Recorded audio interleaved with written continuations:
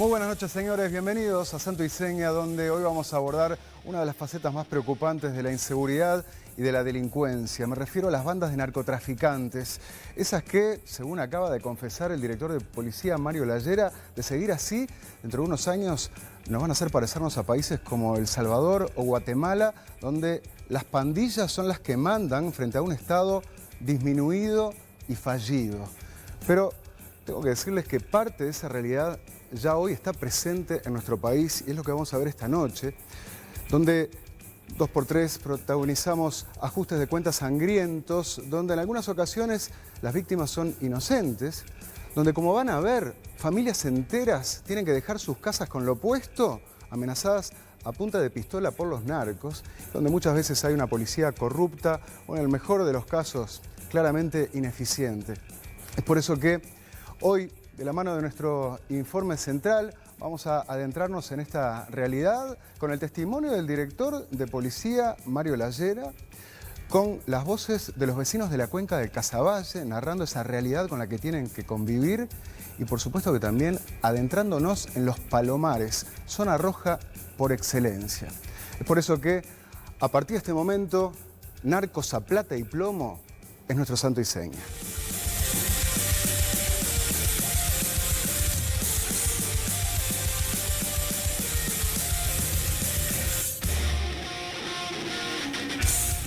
Muy buenas noches a todos, bienvenidos, como siempre en vivo de los estudios de Montecarlo TV Canal 4, un poquito más tarde, pasadas las 10:10 de la noche. Alejandro Bicho Amaral, ¿cómo está usted? ¿Qué tal? Muy buenas noches para todos. ¿Se sacó la corbata? Sí. Bienvenido al club. Bueno, muchas gracias. Bueno, ¿cómo le va, Fernanda Cossack? Muy bien, ¿cómo les va? Bien, y bueno, palpitando, de fútbol no vamos a hablar porque ¿para qué, no?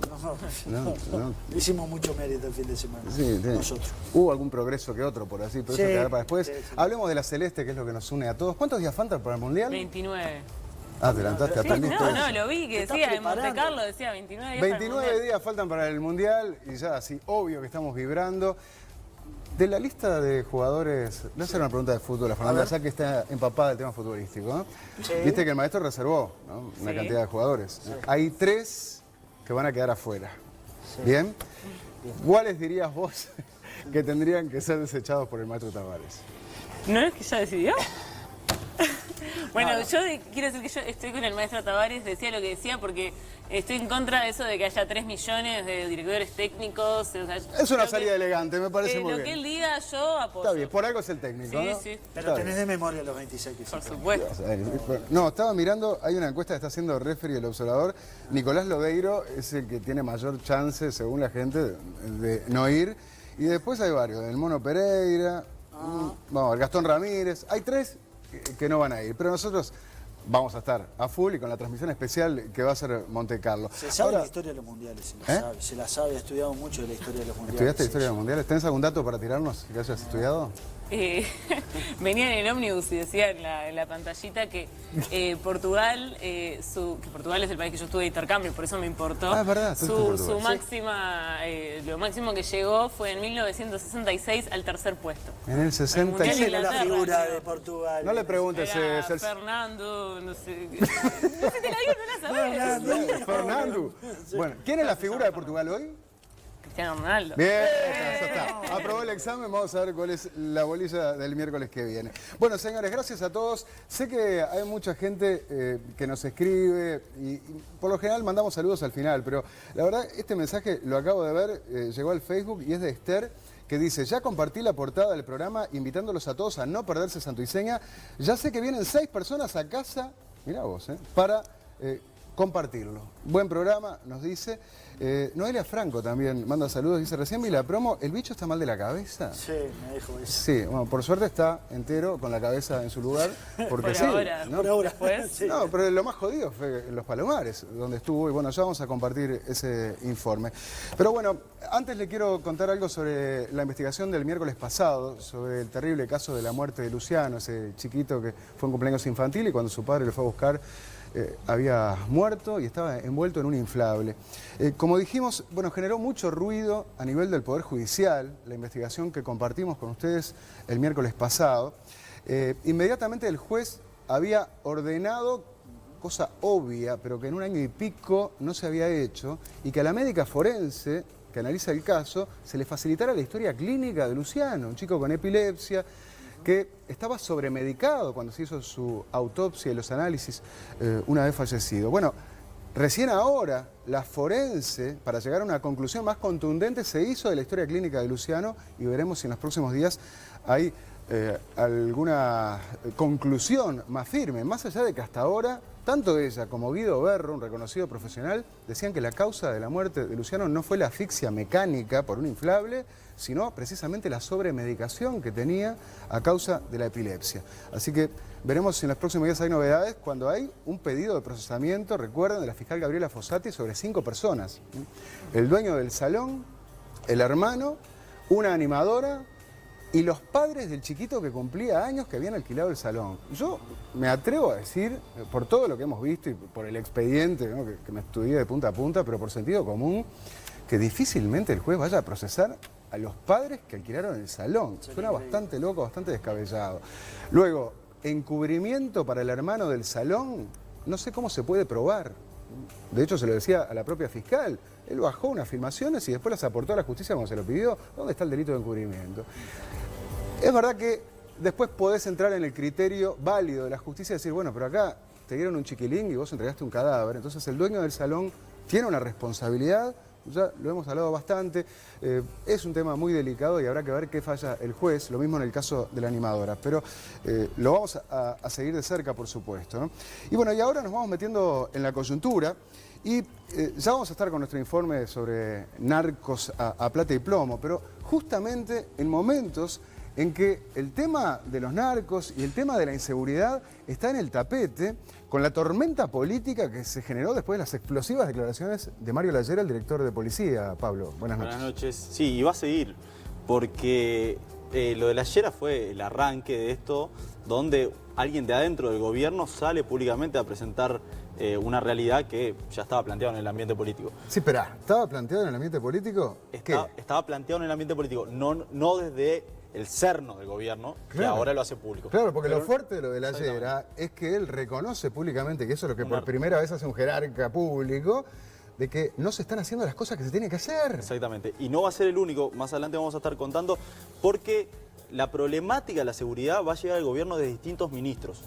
Varios ministerios han armado en su grupo un análisis de la realidad que está preocupando no solo por exclusivamente el tema de seguridad, sino también por el futuro en el turismo, por ejemplo, y en el escenario electoral. Claro. En el frente y en el gobierno ven que este escenario se les va a venir en contra muy en el corto plazo después del Mundial. Entonces quieren armar una serie de medidas o de escudo para que esto no se les vuelva un poco en contra. En ese contexto, ¿cómo le cayó a Tabaré Vázquez las declaraciones de Mario Layera en El Observador? Bueno, eso en el primer momento le molestó mucho y la palabra que me dicen desde gente muy cercana al presidente es lo recalentó. Sí, lógicamente. Pero la estrategia, ¿cuál fue? Exactamente. Eso no quita que lo haya respaldado. Pero vamos a comparar con algunos otros casos en los cuales el presidente removió gente en este análisis de club o en la búsqueda del enemigo. Vamos a jugar para entender este cruce de tiros que hubo en esta semana. Bueno, la analizaremos entonces en nuestras señas políticas. Ahora, les quiero decir que tenemos distintas vías de comunicación. Fernanda. Se pueden comunicar como siempre a santo@montecarlotv.com.uy, al Twitter @santotv4 o por nuestro Facebook Santo y Seña. Y hablando de comunicarnos, le tengo que decir una muy buena noticia de parte de Movistar. ¿Por qué? Porque en el departamento de emoticones de Movistar están más grandes que nunca, porque lanzaron los nuevos planes gigantes que incluyen muchos más gigas que podés duplicar usando tu saldo. Averigua por todos los planes gigantes en movistar.com.uy. Elegí gigas de verdad, elegí todo, elegí Movistar. Y a través de Movistar nos comunicamos y han llegado una cantidad de mensajes sobre el tema de hoy que tiene distintas aristas, pero vamos con alguno de ellos, Bicho. Por ejemplo, este mensaje de Neil que nos dice: en una ciudad tan chica como lo es Montevideo, y donde todos nos conocemos, es difícil de entender cómo se ha dejado que dominen determinados barrios de Montevideo, que los hayan tomado como bases para desplegar sus operaciones. Siempre se habla de falta de voluntad política y en este caso es así sin dudas. Se lo quiere matar a la Llera solamente por decir la verdad de lo que pasa, lo que todos vemos día a día en las calles, la sensación de inseguridad diaria. Bueno, lo que dijo la Llera lo vamos a analizar, por supuesto, después con Pablo Fernández, pero la nota del Observador con ese título es elocuente, porque da cuenta de eso, de la anomia en la que hemos caído, pero lo que dice él, ¿no? No se cumplen las leyes y nadie quiere hacerlas cumplir. Y lo dice el director de policía. Ajá. Eso es lo más grave. Bueno, tiene que ver con esta realidad de la que tantos oyentes están hablando y en la que vamos a profundizar hoy. Es el Uruguay que nunca imaginamos. ¿Ah? Y hasta no hace tantos años, no decía, estas cosas pasan en Colombia, podía ser en El Salvador, en Guatemala, en Brasil, pero acá no. Ahora, y ustedes lo van a ver, ¿no? Hay familias que tienen que dejar sus casas, el bicho estuvo hablando con ellas, son testimonios dramáticos y pasan acá al lado, están pasando en Casaballe. Es un territorio donde no manda el gobierno, donde no manda el Estado, donde la policía no existe y mandan estos narcos. Ellos son la ley. Pero sigamos con otros de los mensajes, Fernanda. María José nos dice, es increíble a lo que hemos llegado. Lo peor es que de esto no se vuelve. Hay que ir aprontando las valijas. Sí. Algunos puede decir que es una visión escéptica, otros dirán, no, es realista, mirá lo que dijo la Llera, ¿no? Es claro que si no se cambia la pisada, vamos en ese sendero, ¿no? Y mirá lo que dice Javier en este mensaje, hasta que no saquen a los militares a la calle a ayudar a la policía a sacar a estas malditas ratas de las cuevas, no va a cambiar nada. ¿Qué mierda me importa que se asemeje a la dictadura? La cosa es sacar a este flagelo de entre la sociedad, hay que eliminar a estos asesinos y los militares tienen los huevos para hacerlo. Vamos arriba a ponerse las pilas y no mirar más para otro lado. Las vacaciones son para otro momento, bicho Bonomi. ¿Llegó Bonomi a las vacaciones? Llegaba a estas horas, me parece, ¿no? Yo vi una foto en que estaban Barajas ayer. En el aeropuerto viniendo hacia acá, ¿no? Sí. Tabaré, si tenés huevos, como quisiste demostrar con la gente del campo, ponelos ahora contra esta lacra, le dice Javier. Si no, andate y retirá todo tu equipo que está obsoleto, porque si no te vamos a sacar del forro. Está bastante enojado. Sí, pero ahora indignado como tantos, sí. y con lógica. Y de nuevo, ¿no? Por algo el malestar del que me hablaba Pablo, de Tabaré Vázquez con la Llera. Lo que pasa, esto es como el rey está desnudo. ¿Se acuerdan de ese cuento? Sí. ¿Ah? Era en la Edad Media del rey que venían unos supuestos costureros que iban a hacer las mejores prendas para el rey. Y se le iban a coser y le pedían oro, bueno, las mejores telas y demás. Y iban a cobrar su buena fortuna, ¿no? Entonces le hacían esos trajes al rey, pero le explicaban que el secreto era que esas prendas tan buenas la iban a poder ver aquellos que estuvieran seguros de que sus padres eran sus padres, ¿no? O sea que si vos tenés alguna duda de si tu padre no es tu padre, no vas a poder ver las prendas, ¿no? ¿Y qué pasó? Estaban, ¿no?, fabricándolas, confeccionándolas y un día unos servidores del rey abren la puerta y los ven a todos que no estaban haciendo nada, ¿no? Porque era todo chuco, no estaban haciendo ninguna prenda. Y esto dice, pero no están haciendo nada. Dice, no, pero entonces mis padres no son mis padres. Nos callamos la boca y no decimos nada. Y así sigue todo hasta que le presentan los vestidos al rey. Sí. Y el rey, cuando le presentan, no ve nada, por supuesto, porque no había nada. Pero que si yo digo que no veo nada, quiere decir que mi padre no es mi padre. Entonces también. Y todos hacían lo mismo. Y los súbditos del reino también. Y el rey sale por las calles y todos mirando al rey desnudo, pero decían, la miércoles, entonces mi padre no es mi padre. ¡Ah, qué lindo el rey! Y todos aplaudían hasta que un nenito, los niños siempre dicen la verdad, dice, el rey está desnudo.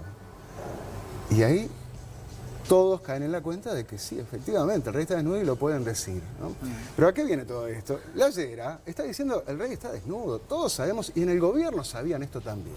Entonces, la bronca de Tabaré Vázquez o de compañeros del Frente Amplio no es porque la Llera esté diciendo que vamos camino a Guatemala o camino a El Salvador. Está diciendo lo que ellos sabían, y claro, eso puede costar votos. Eso puede costarle el próximo gobierno al Frente Amplio. Pero yo le agradezco la honestidad brutal a la Llera. Yo creo que todos los uruguayos se lo estamos agradeciendo. Y de eso se trata, ¿no? De informarle a la gente las cosas como son y de hacer autocrítica también. Y es lo que procuramos hacer también en este programa, haciendo periodismo. Así que, sin más prolegómenos, vamos ya a la primera parte de este informe de Narcos a Plata y Plomo, porque todo se sabe.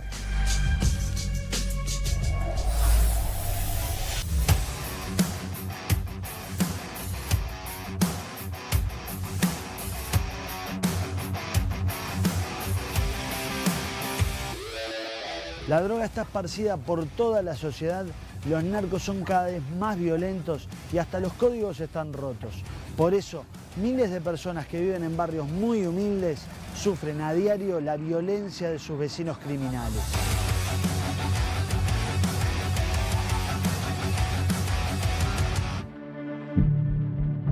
En los últimos años, familias enteras fueron desalojadas de sus hogares bajo la amenaza de morir asesinadas.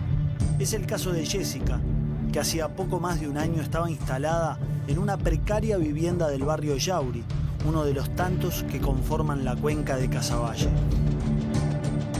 Pero un día de enero le desvalijaron la casa y al día siguiente se la quitaron. Llegan 3 hombres, me dicen, esta casa es de nosotros y queremos que te vayas ahora. Esta casa es de nosotros y queremos que te vayas ahora. ¿Estaban armados cuando te dijeron eso? Sí. ¿Te apuntaban? A mí no, a mi nene. Le pusieron el revólver en la cabeza a mi nene de 3 años y me dijeron, nosotros no tenemos corazón, no me llores a mí. Nosotros no tenemos corazón, no me llores a mí. Muy cerca de allí, en el barrio Marconi, Carolina debió irse de la casa que habitaba hacía 25 años. De un día para el otro me tuve que ir, dejar todo con mis 6 hijos. Empiezan a los tiros limpio, al aire, los niños se asustan, he llamado a la policía, nunca vienen. ¿Te decían algo? Andate, ¿qué te decían? Me decían que me tenía que ir ya. Y yo no tenía dónde ir. Estuve toda la noche sin dormir con mis criaturas y agarré mis cosas, mis pocas cosas y me fui. Bastante más lejos, en la Cruz de Carrasco, Héctor, conocido como El Pechuga, que tiempo atrás se había resistido a que los integrantes de una banda le rapiñaran la moto y estaba sentenciado a muerte, sufrió un violento copamiento en febrero y se le quedaron con la casa. Tiraron 2 pedradas al portón, salí al patio, tiré las piedras para afuera y abrieron el portón. Y ahí el mayor, desacatado, golpeaba la ventana. Y al rato trajo 2.9, el mayor. ¿2.9 qué? 2.9 milímetros. Ajá. Y le dio una al menor y una a la mujer. Y el mayor le dice, tirale la cabeza, matalo. Tirale la cabeza, matalo. Me asomé y me tiró. Y eso que me tiró para un costado, cerré la puerta. Rompen la puerta al frente y van al cuarto de la hija de mi señora. Estaban los 2 nenes. Y al mayor le pedían, dame la plata, con la 9 siempre apuntando al pecho. Y yo ahí tuve que reaccionar, yo tengo un arma. Y ahí me tuve que tirotear con ellos, mano a mano. Y no pasó nada, pero ellos me tiraron 5 al pecho y me tiraban, mirá que me tiraron con arma y vida. Le erraron nomás. Nada, y le erraron de puro. ¿Y vos le erraste también? Sí. ¿Dónde le tiraba? Date cuenta que yo le tiraba al pecho y me fallaron el tambor de los 8 que tenía, me fallaron 5 tiros. Si agarro la mina, la mato. ¿Y cómo terminó todo? Y llamando al 911 yo, diciéndole a él, 911 que me estaba tiroteando con ellos adentro de casa, se llama, mandamos los MOI. Los MOI nunca llegaron. ¿No? Nunca. Llegaron por el bombero, que es el papá de los nenes, que los trajo hasta la casa. Llamamos al bombero y el bombero en 5 o 10 minutos llegó a casa. El único que llegó después llegó la policía todo atrás, de hecho. O sea, estaban entrando a robar nomás. A copar porque pedían plata. Dame la ¿Qué plata, pasó? dame la plata. ¿Y cómo fue que se quedaron con tu casa? Porque la policía me lleva para seccionar a mí y el papá se lleva a los nenes. Y supuestamente quedaron 2 móviles adentro, en la calle, cuidando la casa. Le tiraron 2 pedras al móvil, se fueron. A las 6 de la tarde voy de nuevo con la policía y me tenía toda la casa desvalijada. Sí. Plasma, me arrancaron, somié, se me llevaron todo. Y ahí me llevaron de nuevo para la seccional y dejaron la casa sola, la policía. ¿Quién te llevó para la seccional? De nuevo la policía. ¿Por qué te llevó? Porque me tenían que llevar, porque supuestamente el fiscal dice que tienen que cuidar la vida mía, la integridad, no sé qué, que dicen ellos. ¿La integridad? ¿Qué pasó con la casa? ¿Por qué no la recuperaste? Y si estaban ellos dentro. ¿Ya estaban viviendo gente? Pero la banda de la Cruz de Carrasco no solo sacó al Pechuga, sino también a su madre, que vivía al lado. Mi mamá también se quedó en la calle. A mi mamá le compraron la casa, la sacaron de la casa. Y dijeron, señora, ¿sabe una cosa? Se tiene que ir sí o sí ahora ya. Las cosas que queden adentro de la casa son mías. Están todas las viviendas unidas. Y hacen hueco de pared a pared para pasar por vivienda. Y hacen el plantío de marihuana. ¿Tienen planta de marihuana ahí adentro? Agarraron una casa con 400 plantas de marihuana. En todos los casos se trata de bandas de narcos que en el último año intensificaron esta modalidad delictiva. Está un día normal, como todos, empiezan a sacar gente porque quieren casas ¿De dónde para empiezan a ellos, sacar? del Marconi, de todo Marconi. de todo el barrio Marconi. ¿Quiénes empiezan a sacar gente? Y los narcos.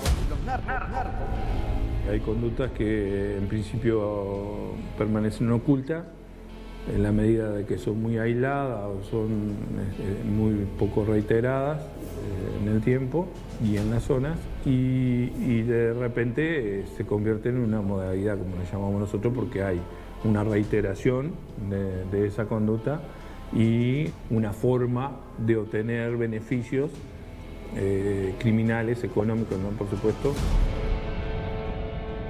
En realidad son dos grupos, dos bandas, vamos a decir. Chingas. Ahí va, esos son unos y los otros son los Bartolos.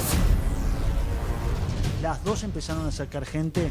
Las dos. Te sacan así, robándote, no podés salir a trabajar, no podés salir a una plaza, no podés salir al médico con tu hijo, porque cuando venís o te entraron para adentro con todas tus cosas o te sacan los pocos trapos y te los tiran como si fueras, no sé. Seguro hay más de 15 o 20 casas afectadas, más de 15 o 20 familias que fueron expulsadas. Tengo conocimiento de una familia que la desalojaron de ese lugar, ¿verdad? Que sin previo aviso, porque a veces han hablado casos de personas que los delincuentes la han intimado, que le han dicho por distintos medios que se tenían que ir dentro de poco. Pero yo conozco la persona con la que tengo relación, ¿verdad? Es una madre con una hija que fue desalojada de una casa directamente en el mismo momento. O sea que vino un delincuentes, le tiraron la puerta abajo y le dijeron que se tenía que ir de la casa. ¿En dónde era eso? ¿Dónde vivía? En Unidad Misiones.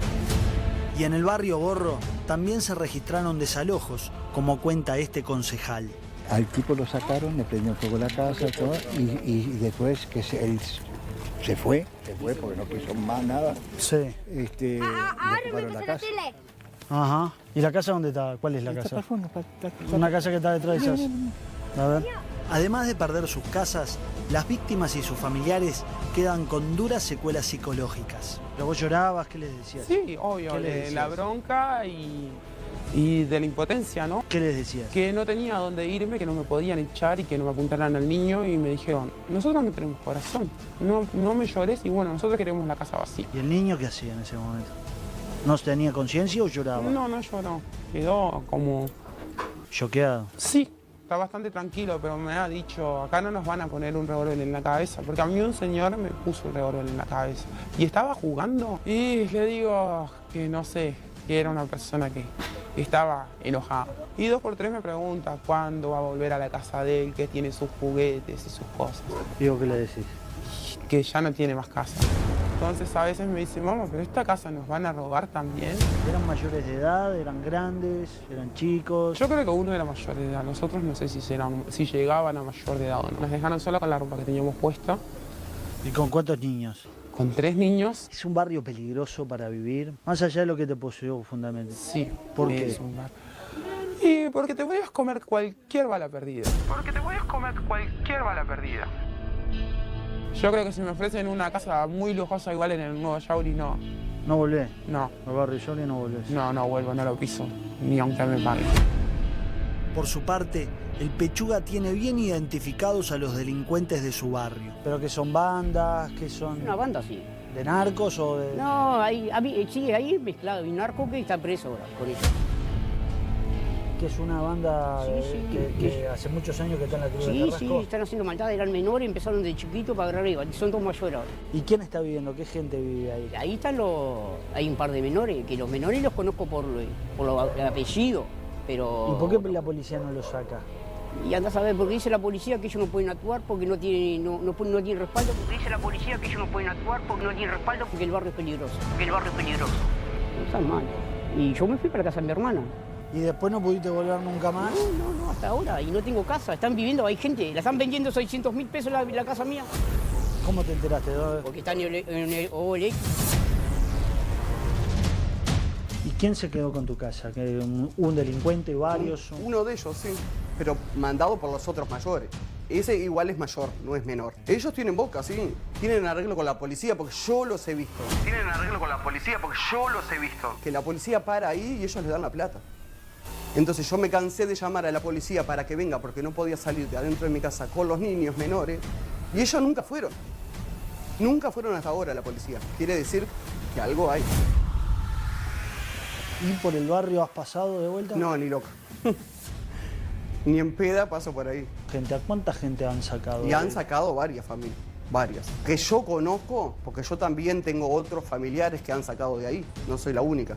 Que yo conozco 3, te estoy diciendo familia, ¿no? Después, que conozco de vista del barrio, y por lo menos 15 familias han sacado. Por lo menos 15 familias han sacado. Y esas casas ellos las usan para alquilar, para guardar todo lo que roban. Las alquilan y ahí van ganando plata, o ellos mismos se quedan a vivir. Frente a estas situaciones, son pocos los que confían en la policía para presentar denuncias y muchos señalan directamente la corrupción policial. Por mi parte, primero no había denunciado por el tema de que andaba en la zona y que me daba miedo, ¿no? ¿No fuiste a la policía nunca? No, nunca fui a la ¿Qué policía. hace la policía? ¿Sabe de eso en el barrio? ¿Conoce que pasa eso y nada? Yo ya no sé si la policía no sabe. ¿Y por qué vos no confías en ir a hacer una denuncia policial? Y porque cuando yo veía ahí, yo veía que había veces que ahí siempre habían policías en las esquinas, todo. Y yo veía a veces que había muchachos así nomás que se estaban matando a piña y habían algunos policías. Algunos, no digo que son todos iguales, ¿no? Porque hay policías que están bien y hay policías que como que no les importa nada. Y yo veía que se agarraban a las piñas y no hacían nada, solamente comentaban entre ellos ahí, quedaban mirando en el medio de la calle. Y digo, nunca se dan cuenta de nada. Y a veces pasaba que también me robaban o algo por el estilo y como que nunca estaba la casualidad que justo la policía no estaba. Y ese día justo la policía no estaba tampoco por la calle, porque yo al ratito que bajé no había un policía cerca ahí. ¿Pero habitualmente están cerca? Y sí, como que están en las esquinas ahí, en los rincones. También han tenido sus problemas, los han agarrado a tiros varias veces. Yo llamé 1000 veces a la policía y no me dio bolilla, no fui a hacer la denuncia. Y además, ¿qué logro con hacer la denuncia? Que digan mi nombre y después me van a buscar y me matan. ¿Y la policía no ha recuperado ninguna de las casas esas que han ocupado los Y no quieren, lo que pasa es que no quieren recuperarlas.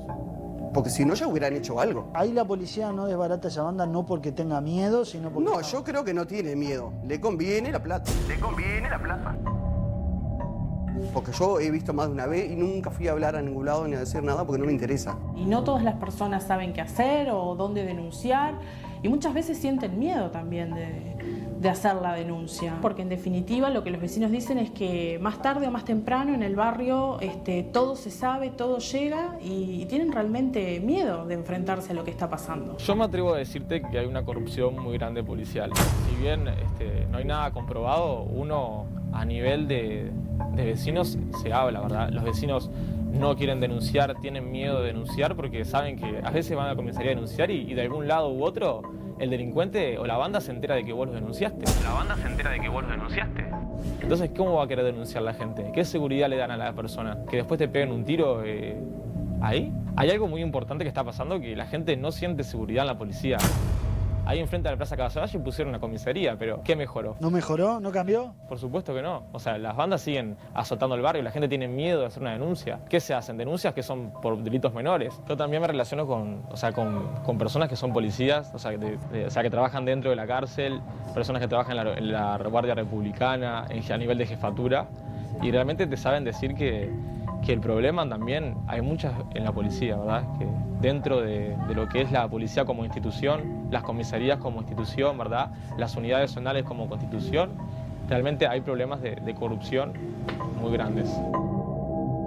Pero el director nacional de policía dice que estas acusaciones son una leyenda urbana. No confían en la policía. ¿Hasta dónde nosotros podemos medir eso? No, lo que nos dicen a nosotros. Sí, pero ustedes no hablan con todos. Y es una leyenda, yo digo una leyenda urbana. Tienen arreglo con la policía porque yo los he visto. Una leyenda urbana. ¿No son corruptos los policías? No podemos hacer una generación. ¿Los periodistas son corruptos? Pero no, yo no soy el jefe de los periodistas. Yo supongo que yo puedo hablar por mí. Bueno, usted puede hablar por mí. Yo también, por ser el director de la Policía Nacional, no puedo hablar por todos los policías del país. No estamos hablando acá de que no existe corrupción. Yo jamás estoy diciendo que no existe. Yo lo que digo es no falten el respeto a la mayoría, no falten el respeto a una institución porque hubieron actos corruptos de algunos.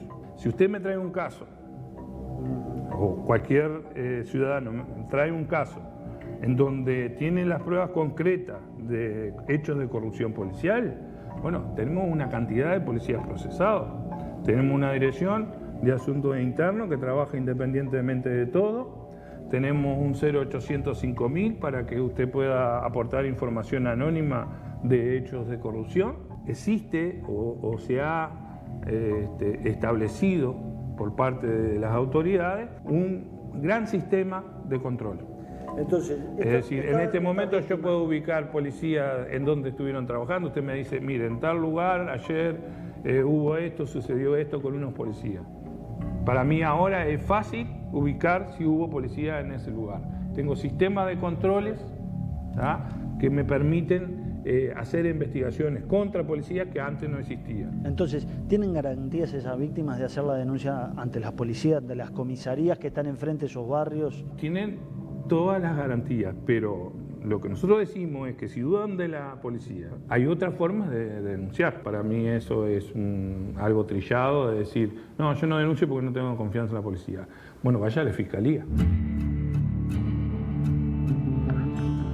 Es que a partir del nuevo Código del Proceso Penal, las víctimas pueden hacer las denuncias ante la Fiscalía General de la Nación sin necesidad de tener que presentarse ante la policía. Además, la Fiscalía tiene una unidad de víctimas y testigos para dar protección. La víctima del delito dejó de ser lo que era hasta ese momento un objeto de prueba, pasó a ser un sujeto de derechos, tiene un conjunto de derechos en el proceso y además el nuevo código coloca sobre la Fiscalía la responsabilidad de la atención y de la protección de las víctimas de los delitos como una de sus obligaciones fundamentales.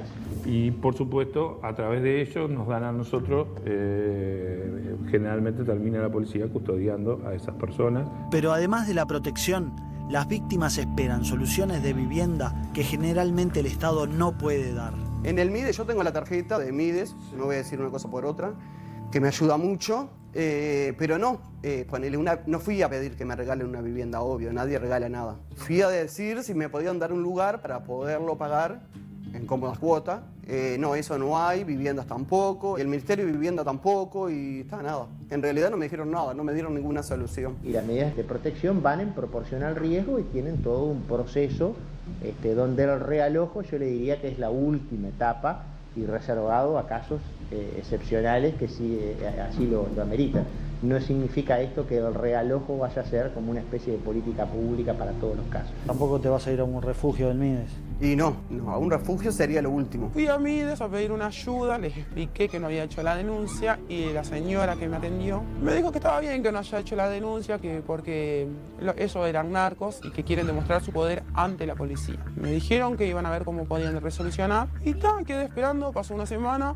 Fui de vuelta, me dijeron que todavía no tenían ninguna solución. Yo tenía entendido que el MIDES te puede pagar un alquiler, por lo menos, o algo por el estilo. Nunca tuve ninguna resolución de ninguna manera. ¿Vos no querías ir a un refugio? Y no, a un refugio creo que sí, por unos días podría ir, sí, pero no es lo mejor, ¿no? No es lo mejor. Y sigo esperando ahí la ayuda del MIDES. Y conseguí estar con un vecino, así que justo tengo que pagar 40.000 pesos, pero no es todo igual. Es esta pieza y la otra, la de adelante no. Vos pagas 40.000 pesos por un lugar de 2 piezas, techo de chapa, sí. Madera, chapa. Sí, una parte de material. Una parte de material, ¿tiene baño? Esto es afuera. Hay cocina porque tampoco tengo cocina, entonces ahí está el fogoncito donde yo prendo fuego. Pero esto cuando venga el invierno se va a poner crudo. Sí, totalmente. ¿Qué vas a hacer? Y vamos a ver, algo voy a resolucionar.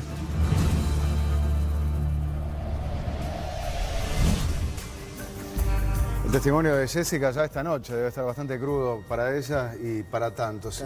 Y lo ven, ¿no? Eso pasa acá, ¿no? Apunta con un arma al chiquito y dice se van. Y hablabas de 15 familias que así fueron desalojadas por los era lo que narcos. estaban contando ahí las personas de la zona y los concejales. Después está todo el tema, o la leyenda urbana, como dice la Yera, de la corrupción policial. Más allá de que él reconocía que corrupción hay, ¿no? Sí. Uno de los mensajes me acaba de llegar y dice, por favor, no reveles mi identidad. Eso es un denominador común, por el miedo que tienen, ¿no? Todos saben que esas casas las que toman de la gente, cuando echan a las familias, las agarran de achique, de pasta base. La policía va a buscar la suya, todos lo ven, nadie hace nada. Hay una gran red de distribución donde detrás de todo eso están grandes jerarcas policiales o ex, dice. Ahí mismo toman lo robado a cambio de pasta, es lo que está pudriendo todo. ¿Por qué no van con cámaras ocultas? Tienen hasta francotiradores, los narcos, ¿no? Quizás no deba decirte esto, pero es impotencia total. Dice alguien que pide que no demos su identidad, pero que vive en una de esas zonas. Hay uno que manda un mensaje que dice: felicitaciones al bicho por los huevos para meterse. Aprender Bonomi, dice, ¿no? Sí. Que Bonomi tendría que meterse. Porque hay lugares donde la policía no entra o no entra así nomás, ¿no? Entra saturando la zona con los operativos de saturación. En realidad fuimos primero con algunas figuras consulares, concejales de la zona, fuimos a recorrer los barrios, fuimos aproximándonos a esas viviendas, también los vecinos nos fueron dando entrada y así fue que pudimos llegar, incluso en la segunda parte del informe van a ver que llegamos a meternos incluso dentro de los palomares. Esa es una situación de riesgo. Hoy es una situación de riesgo y no sé si vos lo palpabas o por los que estaban contigo, ¿no? Sobre todo por los que estaban conmigo eran más conscientes, porque yo iba más concentrado en el trabajo, en las personas con las que iba hablando. En determinado momento yo estaba hablando con una persona, atrás mío estaban todos los concejales, los que nos acompañaban, el camarógrafo, la productora, Elo, y pasa una motito a toda marcha, con un muchacho tapándose la cara, y todos sintieron miedo. Yo no me di cuenta, porque yo estaba de espalda, pero todos sintieron un miedo terrible en ese momento. Bueno, pero eso también tiene que ver con lo que la Yera decía, ¿no? De esta realidad, donde se perdieron los códigos, ¿ah? En otras épocas vos tenías la banda, estaba el líder, por lo general un veterano, que manejaba todo bajo control. Ahora, un guacho de 16 años agarra un arma, ¡ping!, y le mete un balazo en la cabeza, o 10 balazos en la cabeza, como vemos, al líder, y es el nuevo líder. Y ahí te lo mata otro, y es un caos. Entonces, es impredecible lo que puede ocurrir, y por eso las cosas que estamos viendo, y por eso lo difícil de atacarlo, ¿verdad? Vamos a ir con algunos de los tantos mensajes que han estado llegando y que hablan de esta realidad. Fernanda. Bueno, una persona que pide que no revelemos su identidad dice: espero puedan leer este mensaje al aire. Soy un ciudadano común de este país, cansado de la inseguridad. En Villa El Tato, en ruta 101, kilómetro 28. Se está convirtiendo en un refugio de delincuentes y la droga anda por doquier, aunque hay mucha gente honesta también. Por favor, que las autoridades manden al pago y cumplan con el mandato de la Constitución de cuidarnos. Agradezco se mantenga en anonimato mi nombre. De nuevo, el anonimato. Obvio que hay mucha gente honesta y la mayoría son víctimas, ¿no? Rehenes de esta situación, ¿no? Por unos que son minoría, pero son los que mandan ahí. Vamos con otro. Sí, otro mensaje anónimo que dice: esperemos que el próximo informe despierte a las autoridades. Vivo en Propios y Gambetta. No somos dueños ni de ir al almacén. Nos cuidamos entre vecinos para que no nos pase nada. Llamás a la policía y vienen pasados los 40 minutos. Claro que los dejan escapar. Antes había seguridad por Propios, ahora zona liberada. Somos rehenes de los malandras. Por favor, ni me nombres Sirilene en vivo. Igual escribo para que sepan que acá ya ni del bus te podés bajar. Gracias, dice. Estamos hablando de una zona cercana al 40 semanas. 40 semanas, ¿no? Propios, sí. Decía. Bien. Sí. A ver, vos estuviste en varios lugares. Hablamos de la cuenca de Casaballe. Esto lo vamos a explicar bien después de la tanda. Sí. Y van a ver las distintas bandas donde operan allí. Sí. En el Borro, bueno, los Palomares, donde Unidad Casaballe, los Palomares, que es Unidad Misiones, y el Marconi. Cuando vivimos por el Borro, ahí no se identifica una banda de narco, pero es al lado de Unidad Casaballe. Ya vamos a ver quiénes son, cómo operan y dónde. Pero hablando de los Palomares, un mensaje más de Javier. Dice: los Palomares de Casaballe cada día está peor. Ahora un hermano y un cuñado de la gorda Mónica están para robar casas cuando se van a trabajar los vecinos. ¿Quién es la gorda Mónica? Es una integrante de la familia de los Chingas, que en la última vez cuando detuvieron a varios integrantes de esa familia, procesaron a varios, fueron a prisión, ella quedó con prisión domiciliaria y volvió a vivir en su casa. A muchos les llamó la atención, ¿cómo prisión domiciliaria? No estaba al frente de una de las bandas narcos de la zona, ¿no? Bueno, dice que un hermano y un cuñado de la gorda Mónica están para robar casas cuando se van a trabajar los vecinos y andan con los fierros en la cintura mostrándolos. Lo peor es que sabés que fueron ellos, pero no podés ni hablar. La policía ni entra. De noche es buena suerte y arreglátelas. Los vecinos pagamos peaje. Te ven y dales plata y punto. Esto pasa hoy en Uruguay. La Yera dice que esto es en El Salvador dentro de unos años. Está pasando hoy, te cobran peaje. Otro día me escribía uno también que hacía un reparto. Sí, no solo la gente del barrio, ¿no? Gente que distribuye, tenés que pagar el peaje para poder entrar. Los vecinos pagamos peaje, te ven y dales plata y punto. Muchísimas gracias por el informe. Ustedes no se olvidan de nosotros porque las personas trabajadoras y de bien siguen esperando que sucedan los cambios. Todos seguimos esperándolo y vamos a compartir precisamente lo que vamos a tener con ustedes en la segunda parte de este informe sobre narcos a plata y plomo, porque todo se sabe. ¿Los policías entran al corazón del borro? Entran perfectamente. Pero ahí adentro no entra la policía, no entra nadie. Lo que están haciendo es capacitando jóvenes para delinquir. Las personas grandes mandan a los menores, entonces como los menores no lo pagan con nada, matan, roban. Quizás, puede ser, te vayas y empieza una balacera. El muchacho había venido a comprar droga a esta ventana y de ahí le dispararon. No puedo asegurar que esto se va a terminar con esto que estamos haciendo.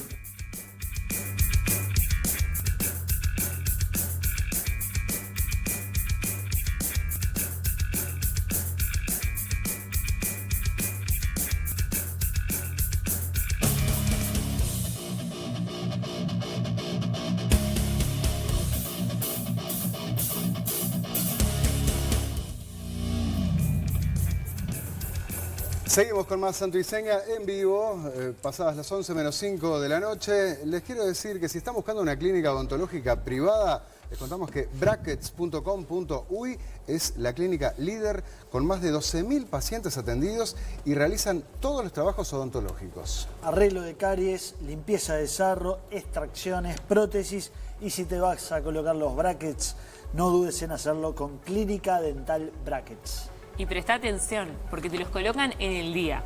Sí, es la única clínica que te los coloca hoy mismo. Tiene un sistema de trabajo rápido, eficaz y económico. Para poder tener esa sonrisa. Bueno. Me han alabado tu sonrisa, la verdad. Bueno, y tus ¿quién? informes también. Decí quién. Y no creo que se haya sonreído mucho el pastor de Remar, ese sí, no creo que le haya hecho mucha gracia el informe que hizo Fernanda la otra vez. ¿Sabes lo que me contaban ahora? ¿Qué? Que los de Remar están saliendo a vender pero sin el chaleco de remar. Sí. ¿No? Porque claro, después del programa anoche que este curro, claro, nadie les compra. Entonces, Bueno, ¿sale? es que a mí me da lástima en realidad que no les compran a ellos cuando ellos les van a exigir igual que vengan con esa plata y no son los que se la quedan. Claro, porque tenían, cuando era 1.000 o 1.500 pesos mínimo que tenían que llevar. Sí, y bueno, ¿no? y la justicia no. Bueno, volvamos al tema de los brackets y de las sonrisas porque, Sí. como le decíamos, con solo 2.750 pesos te vas en el día con los brackets colocados en los dientes de arriba, así como escuchan, en el día, y con solo 2.750 pesos te colocas los brackets y mejora tu sonrisa. Comunicate ahora porque los cupos son limitados. Mandá WhatsApp al 092 002 382 o llama al 0800 2382. No te vas a arrepentir. Bueno, y nos metemos en la segunda parte de este informe de narcos a plata y plomo. Y en este caso, más allá de la recorrida por los Palomares, que es, como van a ver ustedes, una zona muy complicada para que la policía pueda actuar, porque ahí... Son sendas, una Sí, callejita, no pasa muy un auto. angostas, ¿no? No, claro, pasan dos personas, nada más. Y hay una realidad también. Muchas de esas casas están conectadas entre sí, están perforadas por dentro. Entonces es muy difícil actuar. A tal punto de que, como van a ver, hay quienes están manejando hace tiempo la idea de demoler todo eso. Es una idea muy presente en el gobierno. Lleva tiempo, lleva trabajo, pero tirar abajo los Palomares es la idea. Vamos a ver cuáles son las distintas bandas que actúan y específicamente la recorrida por los Palomares, porque todo se sabe.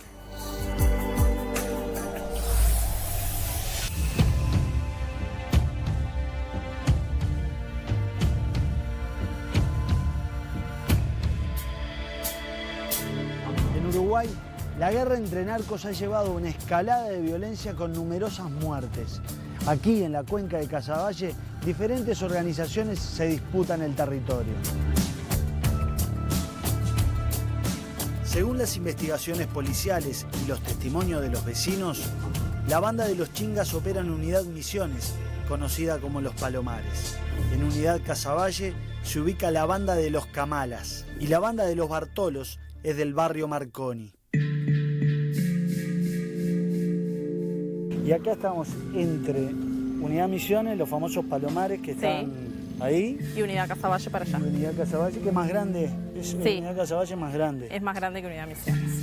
En el año 56 hay un plan director de Montevideo donde la Intendencia se hace una serie de hectáreas que a lo largo del tiempo fue construyendo el gobierno nacional. Se hicieron obras, unas en el 58, otras en el 62, que son las 2 unidades Casaballe, y después, en el año 72, se construyó lo que es la unidad Misiones, que era una vivienda de emergencia. Se transfirió la seccional 17. Ahí acá enfrente de la enfrente. 17. ¿Dónde estaba la seccional antes? La seccional 17 estaba por Mendoza pasando instrucciones. Y la plantaron entre Unidad Casaballe y Unidad Misiones, que es donde está lo más peligroso de la cuenca de Casaballe y el Borro más allá, ¿no? Sí, bueno, sí, es por lo menos donde pasan la mayor cantidad de cosas.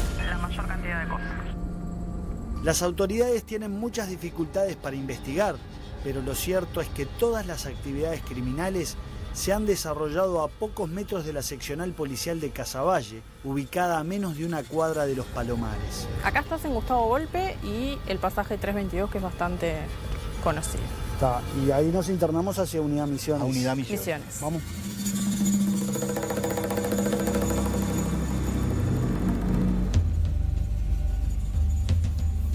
Acompañados por vecinos, pudimos llegar hasta el lugar en que fue asesinado a mediados de enero Daniel Ross, integrante de la familia de los Chingas. Esta vivienda era una boca de venta de drogas en el medio de Los Palomares.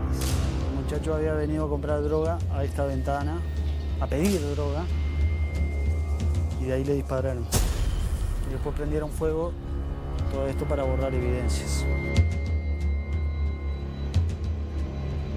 Y este es el lugar donde se encontró el cuerpo del integrante de la banda de los Chingas con 16 balazos.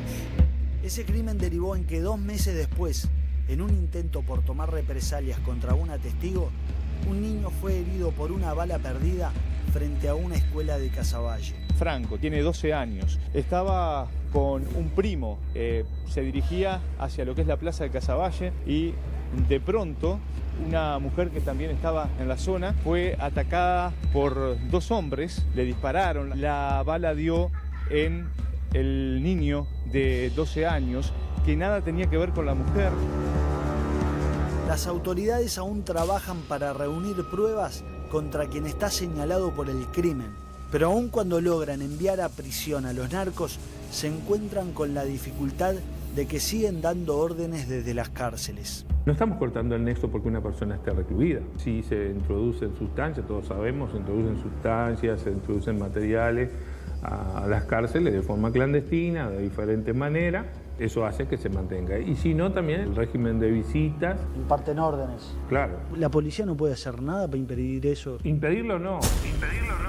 Es decir, impedirlo totalmente, el 100% no podemos. Hoy en día están permitidas tiene... las escuchas telefónicas. No, pero, también las escuchas fueron muy debatidas y todos los criminales tienen conocimiento de ello.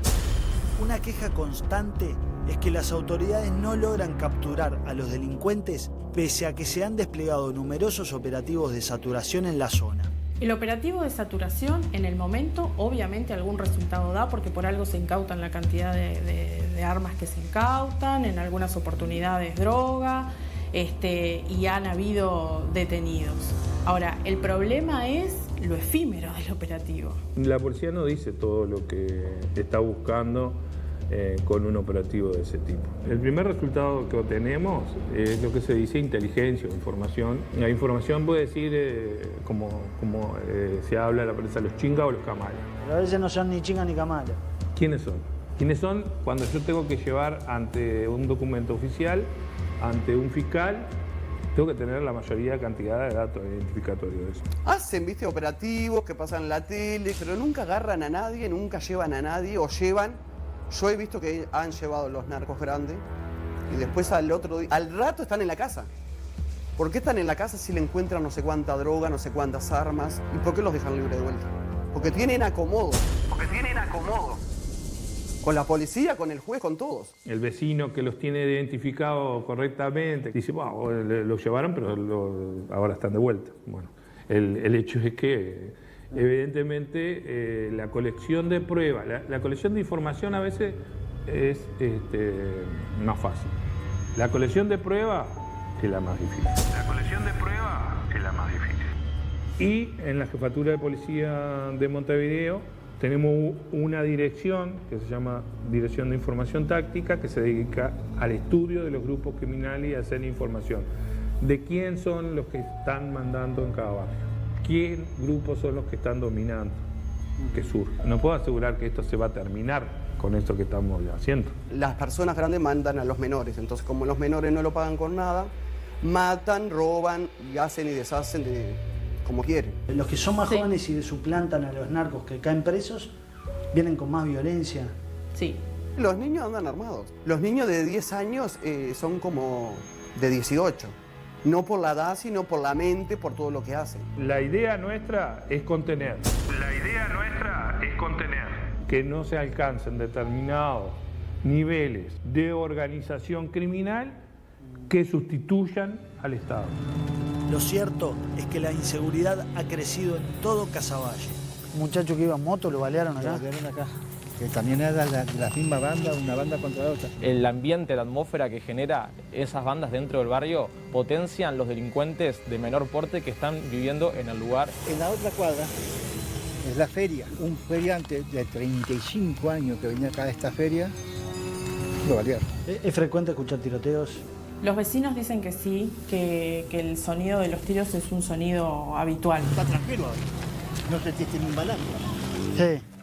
Quizás, puede ser, te vayas y empieza una balacera. Debe ser muy difícil estar en un lugar donde vos no sabés si mandar tus hijos a jugar a la plaza porque te los pueden devolver en una ambulancia rumbo a un hospital, y que debe ser también muy difícil vivir no sabiendo si te podés quedar en tu casa o van a llegar a sacarte, si vivís entre el ruido de los tiros, las sirenas, los helicópteros. Los policías entran al corazón del Borro, donde todavía hay calle, no digo pasadizo. Sí, entran perfectamente. Porque allá nos dicen, no, por acá no pasa, de acá para allá no pasan los policías, los PADO. Sí, volvemos a la misma... Es mito. No es que sea mito, digo, puede ocurrir, yo no digo que no pueda ocurrir que un día una patrulla no entre porque no quiere entrar o porque no sé qué. Sí. Y de repente me dice, digo, yo lo que veo, nosotros tenemos un centro de comando en donde tenemos desplegado y podemos observar en las pantallas dónde están nuestros policías, los del PADO, los de la URPM, los de la comisaría.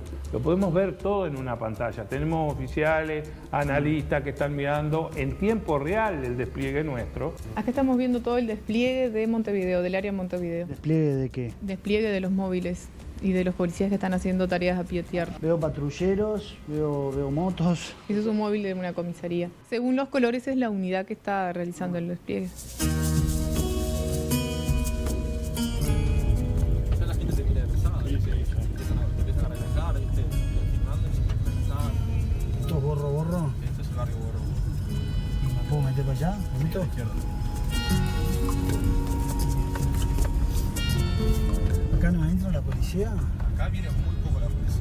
Tiene que haber algún caso muy importante, no sé, de violencia muy grave o algo de eso. Las ambulancias no entran si no viene con un patrullero. Y me meto por ahí, ¿no? Toda esa zona de ahí, olvidate.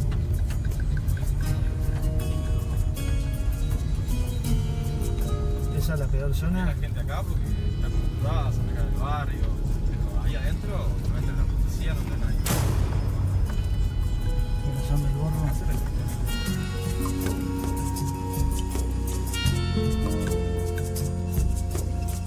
Acá estamos en la famosa Plaza de los Palos, en Clamú y Martínez. Empieza a oscurecer, empieza a bajar el sol y acá no queda nadie. Acá en este sector, te bajabas del año y ya te robaban. Nomás hace un par de días también ahí en la parada mataron a un muchacho que salía de la iglesia. Anoche mataron a un hombre de 32 años durante un intento de asalto en el barrio Borro. La víctima era sonidista de una comunidad religiosa que trabaja en la zona. Estaba en una parada de ómnibus. Sí, la misma. ¿Mataron en esa misma parada de ómnibus? Allí donde están los efectivos policiales, ahí fueron donde mataron al muchacho y no le robaron nada. ¿Desde cuándo se ha puesto violento el barrio? Desde que empezaron los choques de banda allá en los barrios, ¿viste? Los barrios vecinos, y se agarraron para todos lados. Van matando lo más grande y agarran a un chico que ya siendo menor ya te dan un fierro y dicen, no hay mata a aquel. Ya siendo menor ya te dan un fierro y dicen, no hay mata a aquel. Que igual nosotros si viene alguien te respaldamos. Capaz que tenemos efectivos policiales, pero vienen, te matan y se van en moto y los efectivos están caminando. Entonces lo único que hacen es parar moto nomás. Mi madre labura de la 1 de la tarde hasta las 12 de la noche. Se baja ahí del ómnibus La tenemos que venir a buscar acá arriba porque no sabemos qué pasa. Pero uno de los elementos claves que ampara a los delincuentes es que en sus barrios tienen mucha facilidad para ocultarse y es muy difícil llegar a sus escondites. Hay calles que no tienen salida y donde justamente la policía, si entra, tiene que entrar a pie, no puede entrar con vehículos porque si los encierran no tienen cómo salir, por ejemplo. Afuera es todo humilde, pero hemos visto en los mega operativos del Ministerio del Interior que viven como reyes dentro de barrios que realmente son devastados. Esas viviendas que fueron de emergencia tienen problemas muy serios, problemas estructurales, tienen problemas de saneamiento. Gran parte de esas viviendas tienen problemas eléctricos. Hay de hacinamiento, hay construcciones nuevas, hay túneles, hay una cantidad de variables que hacen que eso sea absolutamente peligroso. ¿A vos te parece que la gente entra contenta por esta calle? Sí, para construir. Hace media cuadra tenés una plaza que costó millones. Y acá no construyen. Y acá no entra un patrullero ni una ambulancia. ¿No pasan por acá? Y es difícil. Se ven el problema. No, pero no solo por los problemas. Mirá el estado de... problema para transitar. Claro. Te darás cuenta que una cosa es la vivienda que se construyó en ese momento, la que le notás los bloques y los techos, y otra cosa es el resto de las construcciones que son avances.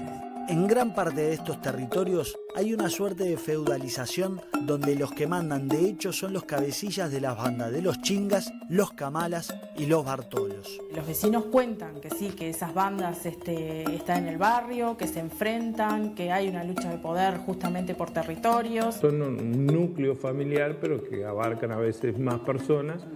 Que conviven en el barrio, que tienen intereses similares. Tal vez hace algunos años atrás tenían una convivencia más pacífica o más limitada tal vez por el accionar de la policía, pero que bueno, que hoy eso es menor y que en definitiva a veces han logrado correr a la policía de la zona. Actualmente continúan los grupos familiares, pero están mucho más disgregados y hay asociaciones pequeñas con otros, entre otras familias, es decir, se van asociando por diferentes motivos a los efectos de lograr un objetivo.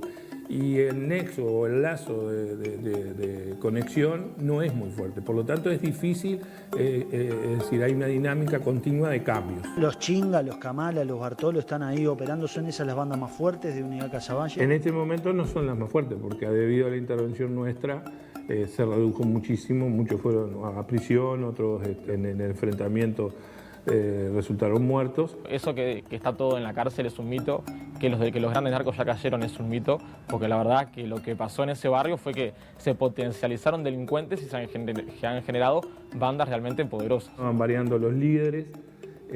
Hay muchos más jóvenes participando en la actividad. Uno no conoce un líder en especial, pero sí conoce personas que están plenamente identificadas por los vecinos del barrio, ¿verdad? Autos plenamente identificados, camionetas plenamente identificadas, casas plenamente identificadas, que realmente reconocen que ahí viven personas que son realmente cabecillas de ese tipo de bandas. Todavía no vemos claros líderes para mover todos estos grupos. Además, en Casaballe se denuncia que las bandas entrenan sicarios, aunque la policía lo niega. Lo que están haciendo es capacitando jóvenes para delinquir. Y estamos viendo que es así, ¿verdad? Sicarios, muchos jóvenes que están involucrándose en ese lado. Mismo las familias te lo están contando, mi hijo se está metiendo en esto. No tenemos esa información. Hay mucha gente que le da color a las leyendas urbanas. Una cosa son menores que puedan andar armados circunstancialmente. Otra es a que sean entrenados como sicarios. Sí, eso también nos dice. Absolutamente. No tienen información de eso. No se forman así. No estamos en Colombia, no estamos en México. Pero acá hay sicariato. Lo que nosotros tenemos son individuos que en algunas ocasiones han cobrado por atentar contra la integridad física de una persona. Pero no son todos los conflictos criminales que hay los que son efectuados por sicarios. La mayoría son criminales que, por supuesto, andan armados, principalmente para defenderse de sus contrarios, y muchas veces para defenderse atacan al otro antes que el otro le gane de mano. Y la solución para este problema no es otra que el realojo de las familias y tirar abajo los palomares. Tiene que haber una inversión que es muy importante. ¿Llevar a la familia para otro lado? ¿Sería lo ideal? Es una alternativa en la medida que tengamos claro la situación que tenemos desde el punto de vista de la estructura actual. A mí me gustaría tener un relevamiento que no lo tenemos hoy. ¿Pero se puede recuperar eso como barrio? Bueno, a ver, la unidad Casaballe sí, la unidad Misiones no. Eliminar esos asentamientos para nosotros significaría dar un gran paso en la acción. Habría que relojar esa zona que está del Borro, que está bordea el arroyo. Y se va en un camino a trabajar en eso.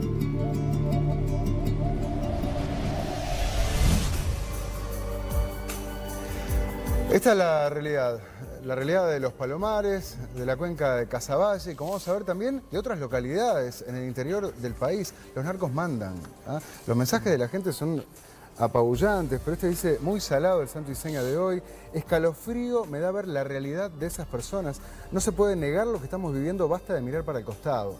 Bueno, yo creo que después de las declaraciones del director de policía, Mario Lallera, el fin de semana, es imposible, ¿no?, que nadie del gobierno niegue lo que está reconociendo el máximo jerarca de la policía después del ministro del Interior. Y hablando de eso, vos les preguntabas sobre si se va a derrumbar, si no se va a derrumbar. En el diario El Observador, cuando Gabriel Pereira lo entrevistó el fin de semana a Lallera, específicamente le preguntaba sobre este punto y fíjense, le decía, Casaballe sigue con los mismos problemas. Y el censo que iban a hacer para luego demoler las viviendas, el Ministerio del Interior ya se ofreció, contestaba Lallera, pero debe ser la Intendencia o el Mides el que haga ese censo. ¿Está la decisión política? Sí, responde Lallera, pero creo que no se animan. Como una de las tantas cosas que el director de policía dice que se deberían hacer si no queremos terminar como El Salvador, como Guatemala, pero hay temor desde el gobierno porque son medidas poco simpáticas. ¿Qué sabes de esto? Nosotros lo hablamos con Fernando Nopich, el secretario general de la Intendencia, que él nos decía, bueno, la visión contraria. Nos decía, nosotros tenemos que hacer un censo, queremos hacer un censo, pero necesitamos el respaldo de la policía. Yo lo entrevisté, después quise volver a consultarlo a Nopich y no tuve suerte de que me respondiera. Él me contaba que hacía unos 20 años, cuando él estaba en otra gestión municipal, en otra función, habían hecho unas horas por esa zona y les habían baleado las máquinas. Entonces, necesariamente hoy, para entrar ahí en los Palomares... ¿Con la policía? Sí, claro. Necesitan protección de la policía. Pero se ve que acá hay una Lallera es el director de policía y dice, no toma la decisión. Y dicen que ya le dan el respaldo. Se ve, acá notoriamente hay una descoordinación o alguien... Hay seguro, como en otras áreas, y ya lo vamos a ver. A ver, ubicamos entonces las bandas de narcos que operan en la cuenca de Casaballe. Están los Chingas en los Palomares, los Camalas en Unidad Casaballe, los Bartolos en el Marconi, pero hay más bandas en distintos lugares de Montevideo, que los vamos a ver en un mapa. Para empezar, empecemos por el 40 Semanas, que se puede delimitar entre Propios, Instrucciones, Caminos Santos y el Arroyo Miguelete. Y ese es el escenario en que se disputan dos bandas, el territorio de la banda del Tato y la banda de los Algorta. El Tato está muerto, es Washington Rodríguez Segade, fue asesinado en octubre del 2015. Y los Algorta estaban liderados por Gerardo Fabián Algorta, que fue asesinado 2 años después, el 7 de diciembre del año pasado, hace unos meses. Pero también la información que se maneja es que la banda de Algorta cuando estaba en prisión había hecho buena relación con Luis Alberto Suárez, el Betito Suárez, claro. Que bueno, lidera la banda, una banda en Cerro Norte. Bueno, de hecho, ahí lo estamos viendo en la siguiente placa, en Cerro Norte, la banda del Betito Suárez. ¿Qué pasa? Luis Alberto Suárez estuvo preso durante 10 años, luego salió, volvió nuevamente a prisión, pero la policía le atribuye comandar desde la cárcel una banda en el Cerro Norte. Esto es algo que pasa y Lallera te lo reconocía, ¿no? Ahora, ¿no hay inhibidores de frecuencias para que los celulares no se puedan usar en la cárcel? Yo me acuerdo que eso se había implementado, ¿no? Sí, no se puede hacer. Ahí Lallera que me decía que, bueno, fuera de los celulares utilizan otros mecanismos para hacerse las comunicaciones. La persona que va, ¿no? Y ahí también reciben las órdenes y manejan grandes negocios desde la prisión. Decíamos entonces que tenemos esta banda en Cerro Norte, zona donde también opera la banda de los Alvariza, otra familia. Sí. Hay que tener en cuenta, lo decía que Lallera, que las relaciones entre las bandas a veces se entrecruzan, se juntan para cumplir determinados objetivos, después se separan y eso dificulta un poco las investigaciones. Sí, a ver, seguramente, somos claramente testigos de la impunidad con la que operan. Acá mandamos nosotros y los testimonios han sido elocuentes. Pero quizás una de las demostraciones más claras de que hacen lo que quieren es un video que estuvo circulando hace unos meses. Vamos a compartirlo. Imagino, seguramente lo recibieron en los celulares. Ahí está, un grupo de jóvenes, de hombres que... Miren las armas que muestran tener en su poder. Muy poderosas. Festejando. Vamos a escuchar. Se ven metralletas, ¿no? Sí, lo que me explicaban es que es un arma que ellos le pusieron un adaptador que le hace funcionar como una metralleta. Ahí se escucha. ¡Ay, mi gente chorra! Esa frase. ¿Cómo tira eso?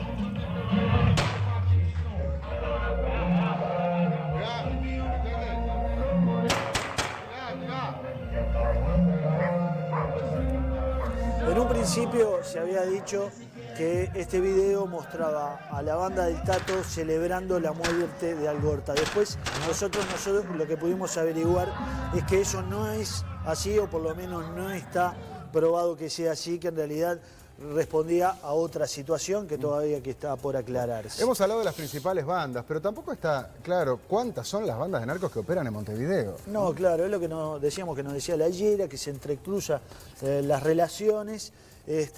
Hay una estimación, hay algunos nombres de bandas que se conocen, pero no está claro, no se puede establecer con facilidad. Algunas bandas han sido desmembradas y los cabecillas ya no están, pero bueno, todo eso no está en lineal. Bueno, ¿qué cambios ha hecho la policía para tratar de atacar esta realidad? ¿Qué se puede decir? Bueno, el director nacional de policía nos remarcaba algunos cambios estratégicos. Uno fue darle la responsabilidad de la represión del microtráfico de drogas a la Dirección de Represión del Tráfico Ilícito de Drogas, que fue muy exitosa reprimiendo el tráfico internacional, la entrada y la salida de drogas al Uruguay. Cuando Julio Barteche estaba, cuando Mario Layera fue el director también, bueno, ahora a esta dirección le dijeron, bueno, también encárguense del microtráfico. Otra decisión fue la de crear la Dirección de Información Táctica al mando de la Jefatura de Policía, que es la que investiga, es la que hace inteligencia. Sí, bueno, en la nota del Observador, Layera decía, ¿no?, que, por ejemplo, ahora como los delincuentes usan WhatsApp, ya el pinchazo de teléfono no funciona. Las conversaciones por WhatsApp, que son las que usan los narcos, están todas codificadas y no le podés entrar ni con el guardián ni con nada, ¿no? Eso es algo que complica. Y Gabriel Pereira le preguntaba, bueno, pero los informantes, decían, no tenemos plata para pagar a los informantes. ¿No tienen plata? Yo recuerdo que el ministro Bonomi declaró que hay una suma de $70.000 mensuales que se destinan a gastos reservados. ¿Los gastos reservados no pueden estar? ¿$70.000 por mes para pagar a un informante? ¿Para que se infiltre a alguien? Esto es más conocido que el agujero del mate para investigar. Pero a su vez, Layera se quejó de que es difícil interceptar las comunicaciones por esto de WhatsApp. Y eso le valió la crítica que le hizo el fiscal de corte, Jorge Díaz, como vemos a continuación, que salió, ¿no?, en las últimas horas públicamente y dijo de forma contundente, basta con la excusa que los delincuentes se comunican por WhatsApp, hace 4 años que sabemos. Los procedimientos por droga son casi nulos, son muy pocos, dijo el fiscal de corte. Claro, porque a ver, vamos a razonar, estamos hablando del negocio del narcotráfico. Y el negocio del narcotráfico obviamente se basa en la droga. Y entonces hay que cortar el ingreso de la droga al país para que este negocio no funcione. Y lo que dice Jorge Díaz, que trabajó en su época como juez, incluso con grandes operativos vinculados a la droga, dice que los procedimientos son casi nulos. O sea, casi no se está incautando. Obviamente que esta es una realidad que todo el mundo conoce, que es muy difícil de atacar y que, como decíamos, no es patrimonio exclusivo de Montevideo. Para nada. Bueno, es lo que vamos a ver precisamente con Fernanda, porque hemos escuchado y hemos visto videos incluso, que la mayoría son truchos, no son reales, pero en otras localidades del interior del país, ¿verdad? Claro, son 3 las otras ciudades que preocupan principalmente, que son la ciudad binacional del Chuy, Minas en La Valleja y San Carlos en Maldonado. Sí, en estas ciudades, a ver, también hay familias de narcotraficantes que están enfrentados. Por eso se matan a tiros diariamente. Esos enfrentamientos son los que terminan con un abultado saldo de muertos por esos ajustes de cuentas tan sangrientos que han hecho que se dispare la cifra de homicidios en los primeros 4 meses de año comparado con el periodo pasado en un 80%. O sea, hay una cantidad enorme de asesinatos, la mayoría de los cuales son ajustes de cuentas entre narcos, ¿no? Sí, solo en Minas, entre los Vilche y los Acuña, que son las dos familias narcos de allí, hay 5 muertos ya solo desde febrero y decenas de heridos.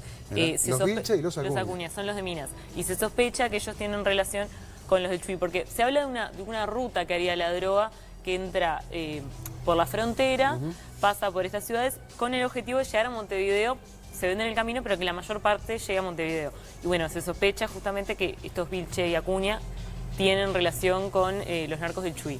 Bueno, el tema de la inseguridad en Minas llevó a que la intendente Adriana Peña saliera a pedir que los militares intervengan porque declaró que se vive un estado de guerra. Esas fueron las palabras textuales, ¿no? Sí, y en el Chuy justamente está todavía peor la cosa, porque hay al menos 25 casos de homicidio que están siendo investigados y todo se sospecha que son ajustes de cuenta, pero por ahora ninguno fue aclarado. Bueno, en el caso del Chuy, vamos a ver una nota a continuación, que hizo Miguel Bardesio en el diario El País. Hace poco mataron a Pelé, así se le llamaba, ¿no? Sí. ¿Y qué es esto de la guerra del lejano oeste? Claro, como dice esta nota, es como el lejano oeste, pero al este, en el sentido de que es medio tierra de nadie, porque cometen el homicidio de un lado, cruzan para el otro. Entonces, y esto sumado a que ya por lo menos el Estado uruguayo ha dicho que en Brasil no hay mayor interés por poner el foco en el Chuy, porque claro, en esta ciudad binacional de este lado hay 13.000 uruguayos, pero del otro hay 6.500 personas, de las cuales se dice que la mitad son uruguayos, y bueno, que es una ciudad así tan chiquita para Brasil, que es gigante. Al gobierno de Brasil no le interesa demasiado. No le parece algo tan preocupante como para Uruguay. Bueno, yo le decía que el 6 de abril fue que asesinaron a Pelé. Emerson Cuña Lima, es un hombre que era el jefe de una de estas bandas, ¿verdad? Sí, y en abril también, finalmente, la Guardia Republicana llega al Chuy a patrullar, y es algo que agradece mucho la alcaldesa Mari Urce, que lo venía pidiendo hace tiempo. Claro, o sea que Uruguay sí se puso las pilas en ese sentido con la presencia de la Guardia Republicana. Tan preocupante era la situación ahí en el Chuy.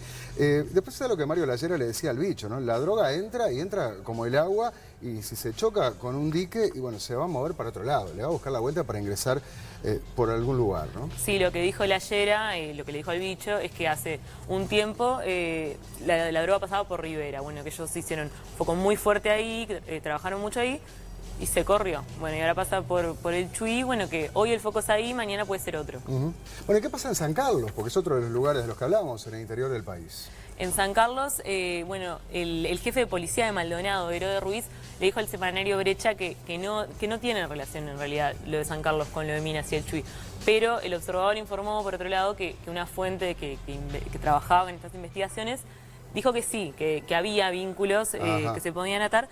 Y bueno, en San Carlos las bandas son 3, son los Correas, la banda de El Dani y la banda de El Cane. Pasó algo muy curioso en San Carlos, seguramente estén al tanto, porque agarraron al zar de la droga de San Carlos. Lo agarraron, pero ayer lo tuvieron que liberar, ¿no? ¿Y por qué? Por un recurso que presentaron sus abogados. Acá estamos viendo justamente la nota de las últimas horas. Por un tecnicismo legal. ¿Qué ocurrió? Insólito. Al Boñuelo, como le llaman, le allanaron la casa y le encontraron 3 automóviles, aunque no se le conocía ninguna actividad laboral lícita, 448 dosis de pasta base y armas de fuego. Él marcha a la cárcel, pero la defensa presenta un recurso de inconstitucionalidad. O sea, y lo que le pide a la Suprema Corte es que toda la ley del nuevo código del proceso penal procesal... Claro, en base a la cual justamente lo habían procesado a él. Todo eso, que toda esa ley sea considerada inconstitucional. Y bueno, en los hechos lo sueltan, lo tienen que soltar. Sí, sí, y es así, y está libre, ¿no? Ahora, con este panorama uno se pregunta si acaso Mario Layera estuvo muy errado, ¿no? Cuando decía que vamos a terminar como Guatemala o como El Salvador. Cuando uno ve la realidad de San Carlos, de Minas, del Chuy, de la cuenca Casaballe, dice, no es un lugar puntual, son varios lugares. Y por eso el director de policía dice que vamos en ese camino si no se hacen las cosas que se tienen que hacer. Precisamente el impacto de las declaraciones de Mario Lallera es lo que vamos a analizar ahora en nuestras señas políticas con Pablo Fernández.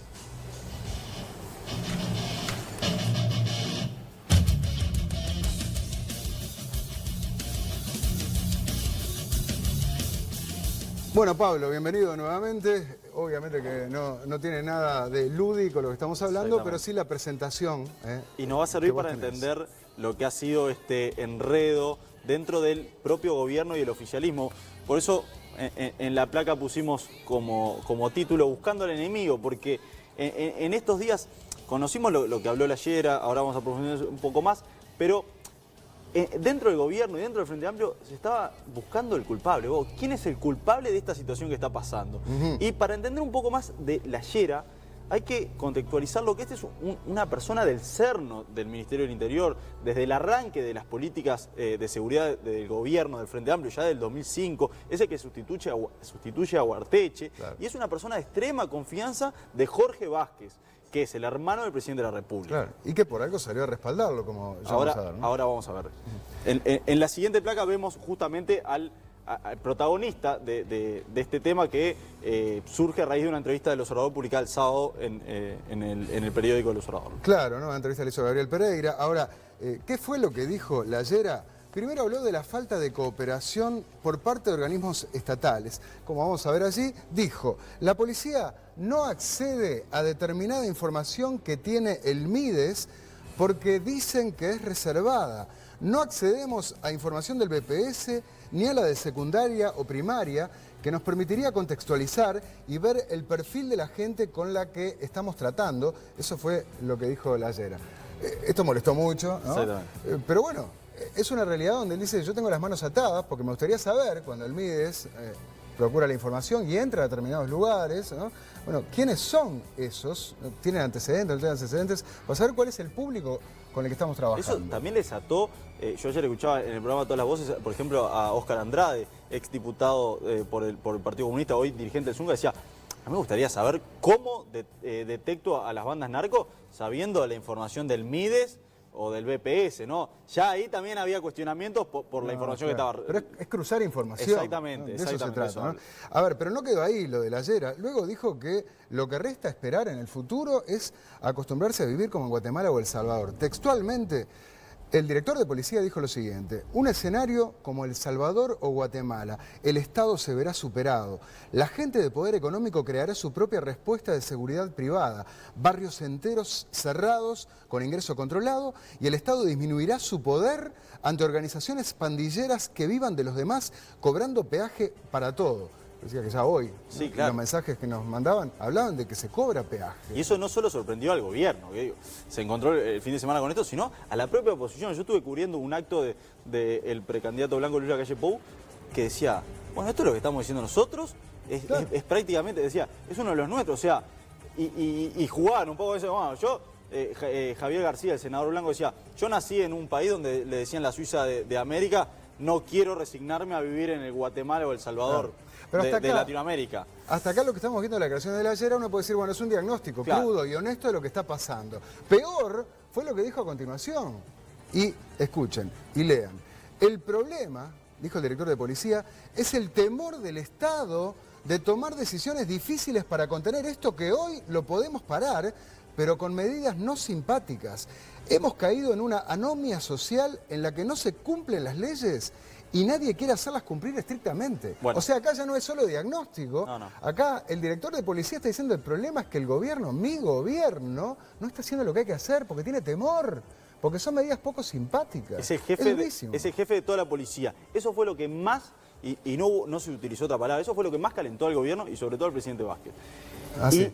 Recordemos que la campaña electoral para este gobierno se hizo con dos temas, seguridad y educación. Sí. Los dos temas centrales. Sí. ¿Qué se esperaba el lunes? En las redacciones estábamos viendo, ¿qué va a pasar con el futuro de Lallera? ¿Se lo saca? Sí. ¿Se le pide la renuncia? ¿Él se va solo? Bueno, recordemos en 2015 un episodio por el cual por mucho menos a Juan Pedro Mir, quien era el director de educación, que hacía un diagnóstico en ese momento sobre la educación, escuchemos lo que decía, lo tenemos en audio, por el cual el presidente le pidió la renuncia. Estamos muy lejos. Y sin entrar en detalles, la mirada yo creo que más que de que cambio de ADN, lo digo bajito, si las cosas siguen así, va a haber una pequeña una transfusión vamos a hacer. No creo que hagamos un cambio de ADN porque no están dadas las condiciones políticas en el gobierno de la educación para generar eso. Por decir eso, para afuera Mir, y luego en solidaridad también Filgueira, ¿no? Ese día tuve la suerte de estar junto al presidente Vázquez cuando tomó la decisión, porque partíamos a París a la visita oficial al presidente en ese momento. Y el presidente me dijo, él mismo vino a contarme, me dijo, mire Fernández, estoy muy molesto, pero no por el diagnóstico. Él dijo, si ese diagnóstico se hacía en la interna, él me venía a decir, bueno, mira, estamos teniendo dificultades, yo lo puedo aceptar. El problema es la forma en que se hizo. Ahí lo veíamos en la placa. Mir hizo esas declaraciones en una reunión política de su agrupación del Frente Liber Sereni, que no imaginaba que está siendo grabada. Está bien, pero esto es una entrevista periodística, la cual la Llera era consciente la pregunta de que se iba a esa, publicar. pero entonces yo te pregunto, si a Mir, por decir eso, no en un diario, sino sin saber que lo estaban grabando, lo rajó, ¿por qué no rajaron a la Llera? Bueno, ¿qué fue lo que pasó? El lunes hubo una reunión muy importante entre el ministro interino del Interior, Jorge Vázquez, hermano del presidente, y el presidente de la República, de más de 1 hora y media, me dicen, en Suárez, en la cual se analizó toda la situación. Y había dos caminos, solicitarle la renuncia y marcar una fuerte autoridad, pero a sabiendas de que el análisis que había hecho la Llera era el real, porque es el mismo diagnóstico que tiene hoy el gobierno, o dejarlo en su cargo y encontrar una suerte de salida moderada, intentando respaldarlo y diciendo, bueno, este es el diagnóstico que nosotros tenemos, no compartimos algunos de los casos, de los ejemplos, como por ejemplo el de Guatemala y El Salvador, y seguir adelante. Lo que quiere el gobierno ahora es dar vuelta a la página esta, ponerse a trabajar en seguridad y que el episodio de la Llera pase al olvido lo antes posible. Obvio que es lo que quiere, y obvio que lo que quiere la oposición es pasarle esta factura de acá hasta el día de las elecciones. Es decir, tu director de policía está diciendo que no te dio para hacer lo que había que hacer. Exactamente. De que tenés temor de tomar las medidas que tenés que tomar. ¿Por qué? Porque son medidas poco simpáticas. Eso es lo que la oposición le va a decir. Y algo más, porque en esta jugada Jorge Vázquez embarró la cancha y en su discurso salió a decir, la Llera no dijo nada que nosotros no hayamos dicho. Minga. Si no, no se habría desatado este escándalo. ¿Cuándo Jorge Vázquez, cuándo Bonomi, cuándo Tabaré Vázquez, cuándo algún jerarca de gobierno dijo tenemos temor de hacer lo que hay que hacer? Y como son medidas poco simpáticas, no las vamos a llevar adelante y entonces lamentablemente vamos a terminar como Guatemala. Bueno, impensable.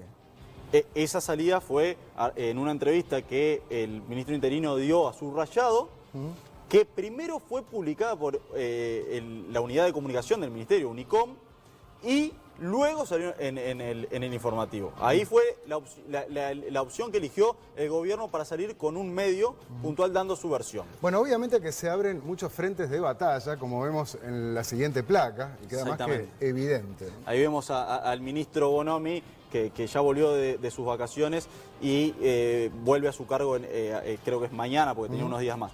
Pero esto obviamente desata un montón de cruces y eso es lo que vamos a tratar de explicar. Por ejemplo, la Llera, uno de las primeras ataques fue al Mides, ¿no? Le reclamaba información al Mides.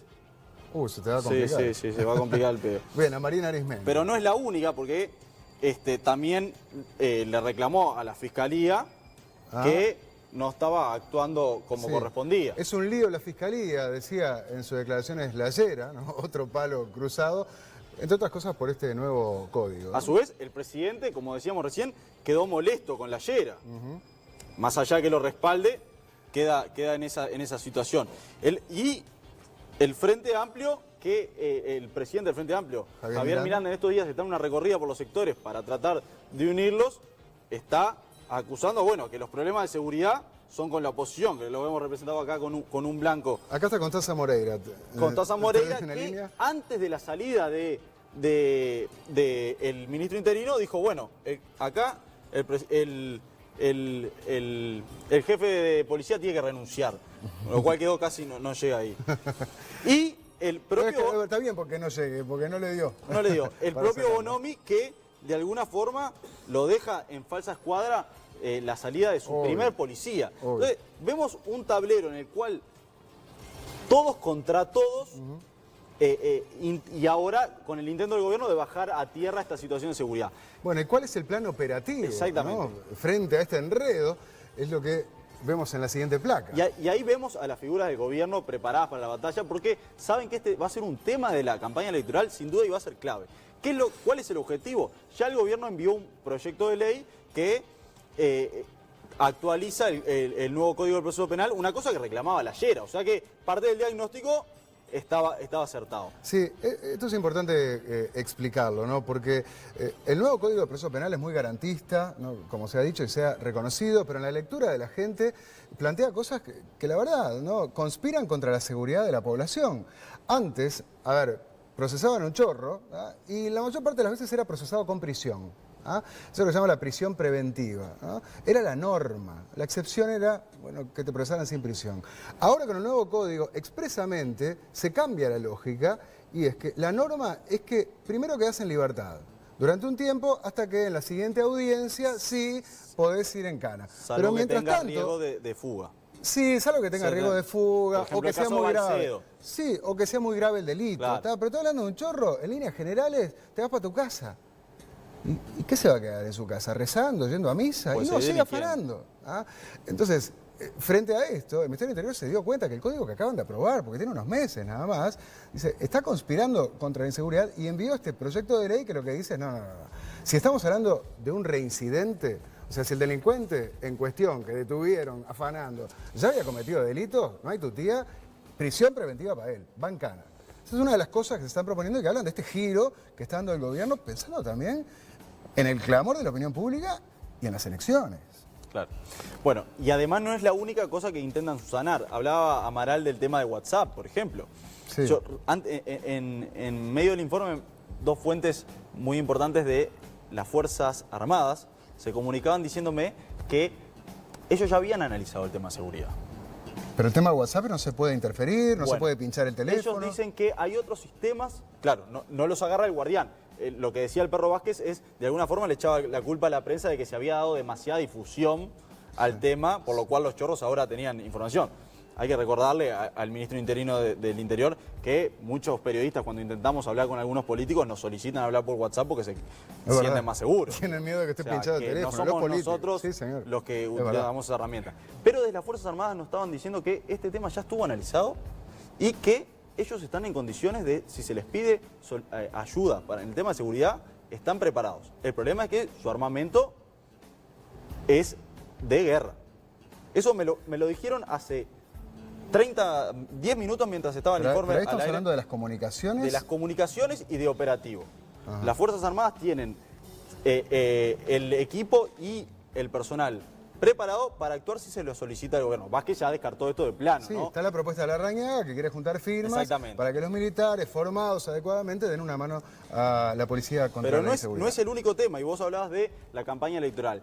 Desde distintos ministerios, Ministerio de, por ejemplo, Turismo, Ministerio de Educación, se está muy preocupado por el futuro de este tema en la campaña electoral. Y es entendible también, porque el Frente Amplio intenta mantenerse en el gobierno y lo que ven es que esto se le va a volver un boomerang más grande de lo que imaginaban y no solo va a tener costos en la sociedad por los hechos de violencia que van a ocurrir, sino también por la falta de respuestas y cómo el Frente Amplio vuelve a salir a la campaña electoral con este tema en una piedra del zapato que ya a esta altura es más que una piedra, un yunque. Bien. Y desde la oposición que, bueno, dicen... lo que está diciendo la Llera es lo que nosotros estamos diciendo, no va a ser el único frente a atacar.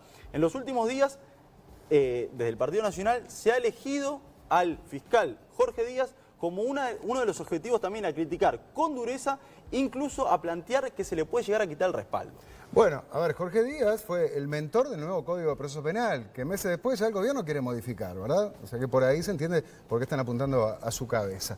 Bien, vamos a ver cómo sigue esto. Cómo sigue, es muy probable que a la llegada de Bonomi tenga una reunión con el presidente Vázquez y no se descartan medidas en el corto plazo, no de movimiento de autoridades y eso Ni está sacar a la totalmente Llera, descartado. ¿no? No. Bien, gracias Pablo. Vamos a hacer el último corte y en el tramo final del programa vamos a analizar este capítulo y otros de los más importantes ocurridos en los últimos 7 días con nuestras santas noticias. No se pierdan el análisis, algo ácido también, aparte de Gustavo Fernández Insúa, cuando terminemos con este santo y seña, porque todo se sabe.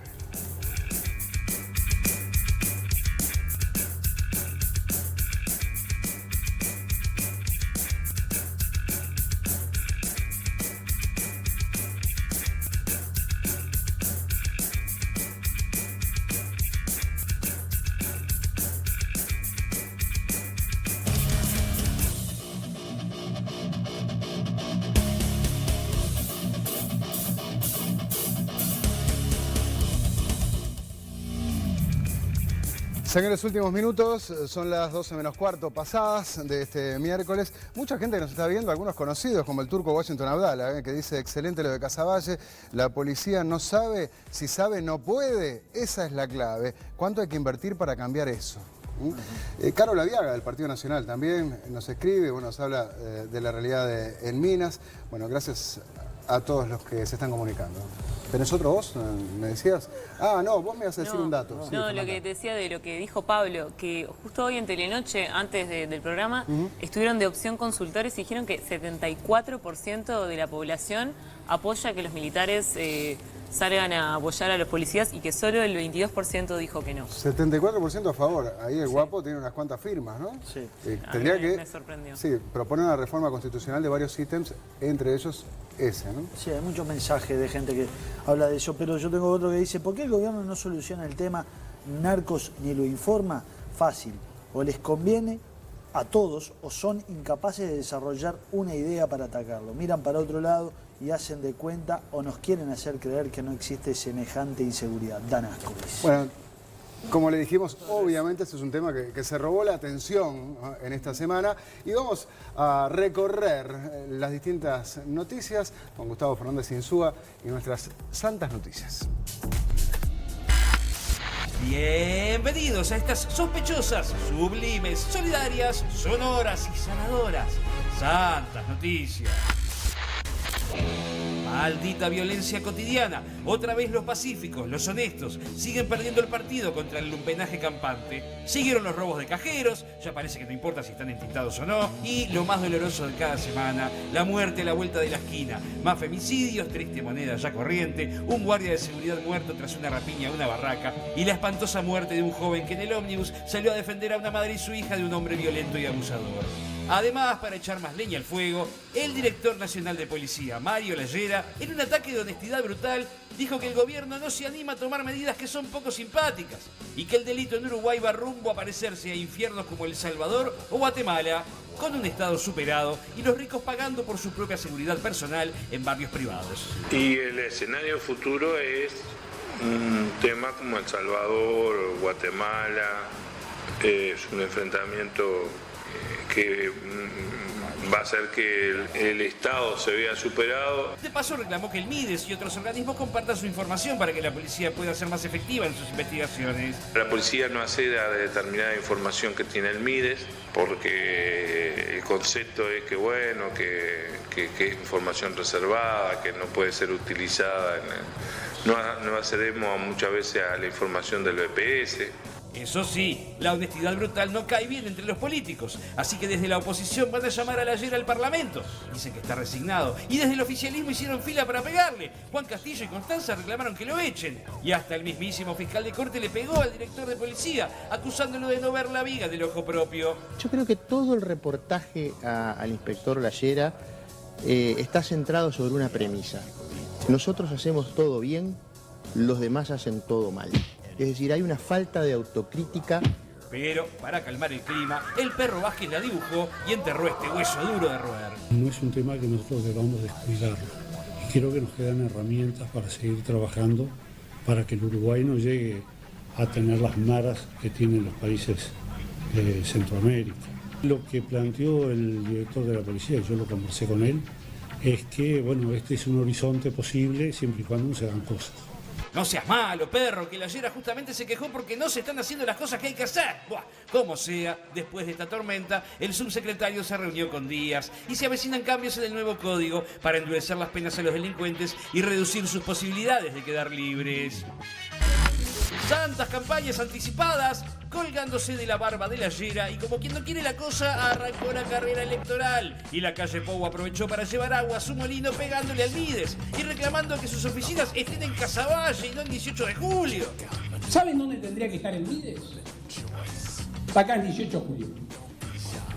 Bueno, yo sueño que si nos toca, ese edificio ya no va a ser más del MIDES. El MIDES va a estar enclavado en Casavalle, donde tiene que ir todos los días.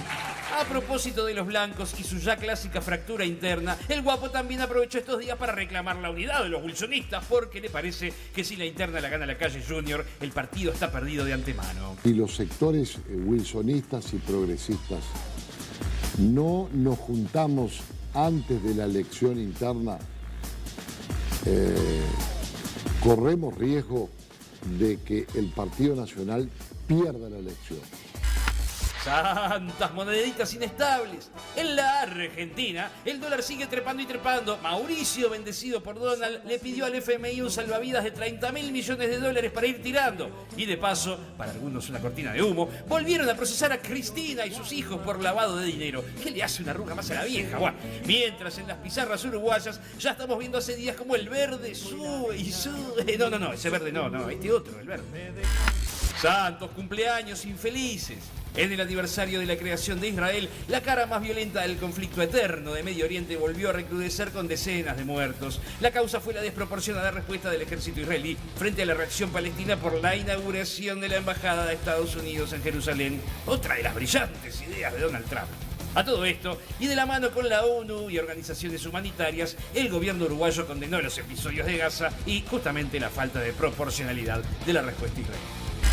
¡Santas pelotitas! Y en el exótico e incomprensible campeonato intermedio, el gaucho del Pantanoso le complicó la vida a Peñarol y a Leo Ramos, que dicen que se raja para Arabia Saudita, mientras el campeón tricolor empató con Cerro y el entrevero sigue, a la espera del receso mundialista y del clausura que vendrá por Rusia.